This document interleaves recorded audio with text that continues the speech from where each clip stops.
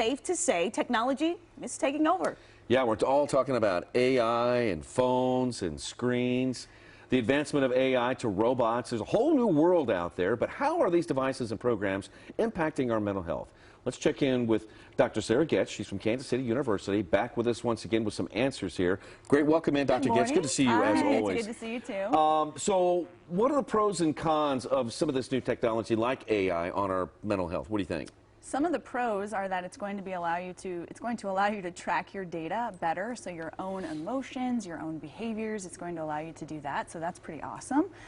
Some of the cons, I mean, my first question when I saw what Apple was doing was, well, what are you doing with my data? I mean, that's a lot of really personal information. Exactly. And so I spent, you know, maybe an hour last night reading through all of the data information on the Apple app just to see, and I think it's the most protective of your data that I've seen Apple do yet. Yeah. Okay, well, that's a little bit reassuring. Yeah, it's a little bit reassuring. Yeah, and you spoke about this just a minute ago, but a couple of weeks for people who didn't know, Apple said they were going to start including an update in their new operating system to track your mental health. So I know you spoke about what are your thoughts on this, and also do you think that people will be honest with, you know, some of the responses?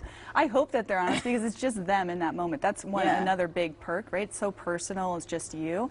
So one of the main perks is in therapy, one of the pieces that we would be working on is trying to match your feelings and thoughts to scenarios so we could identify patterns in behaviors and thinking, and then hopefully, you know, adapt some of that thinking to more adaptive thinking. And so when you have an app who's following you around, that could be really, really useful.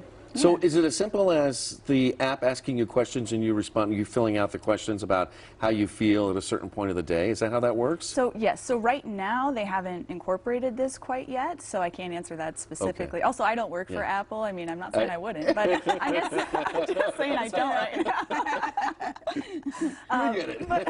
But right now it's a lot of prompting to record your mood, and so you'd be able to, it would pop up and it would say, you know, what's your mood, and you would rate your mood in that moment. And you take that one step further to know where you were and what scenario you were in, and then now we're talking, right? Oh, interesting. So now we're connecting thoughts and feelings to behaviors, and that's the key. That definitely is.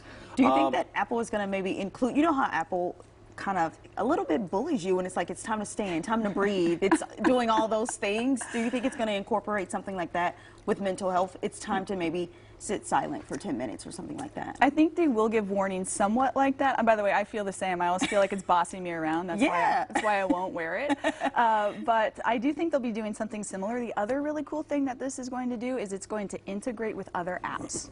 Okay. So if you're already using a mindfulness app or you're using some other app to track your mental health, it can integrate with the health app on Apple, and then we can look at this sort of, you know, across those different venues, I suppose. I know a lot of people probably would consider doing it. I mean, our phones are so much a part of our lives now.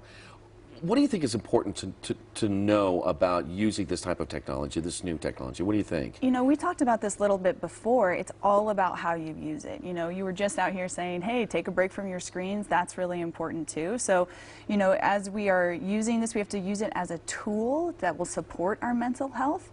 The other important piece here is if there are indications that you're not well, it connects you to other resources too, crisis hotlines and those kinds of things. I think that could be really life-saving. Yeah. Sure. Interesting. Very interesting.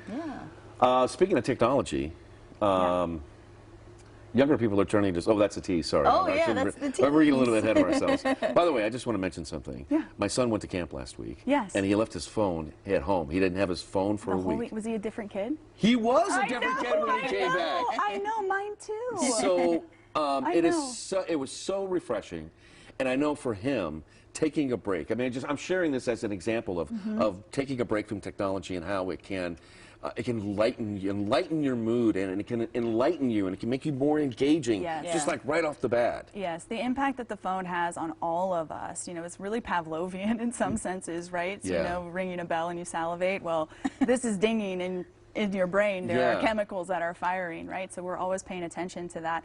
I like to take a page from my Jewish brothers and sisters with Shabbat, because there's this idea you could take a phone Shabbat from Friday evening through Saturday, and some families have really adopted this as a nice way to take a break. I love that idea. Yeah, right? Dr. Getch, always good to have you. I love being here. Thanks so much. Great to see you.